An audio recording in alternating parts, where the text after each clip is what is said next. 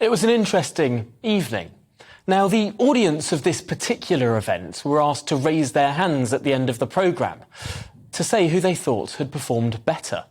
Rishi Sunak won the show of hands by a considerable degree, something that looked a little out of line with the polls, where Liz Truss holds a commanding lead. As a result, that raised eyebrows. Until we see the makeup of the audience. This audience was made up of undecided Tory members, so said Sky News. So not a representative sample of the entire membership, but just those who have yet to make up their minds. And as we know, that's not a lot of the membership. Here we can see the YouGov survey earlier this week found that just 11% of Conservative members fit into the undecided category. So Truss still has a 23-point lead, even if all of that 11% of undecided voters break for Rishi Sunak.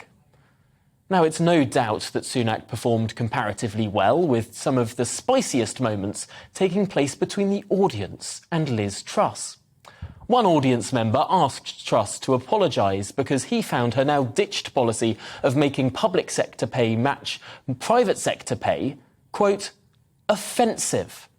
Now, I think it's fair to point out that the Guido Fawkes website this morning has identified the combative audience member as the former Chief of Staff to the MP Anna Soubry, and someone who has posted on social media before that, quote, if the party votes for Truss, then we deserve opposition.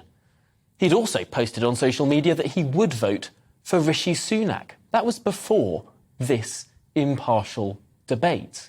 Perhaps the audience was less undecided than Sky News had advertised after all.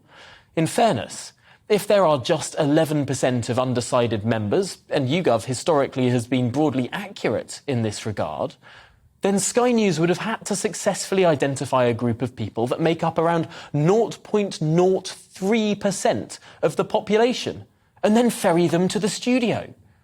Perhaps the show of hands at the end didn't tell us so much about this race after all.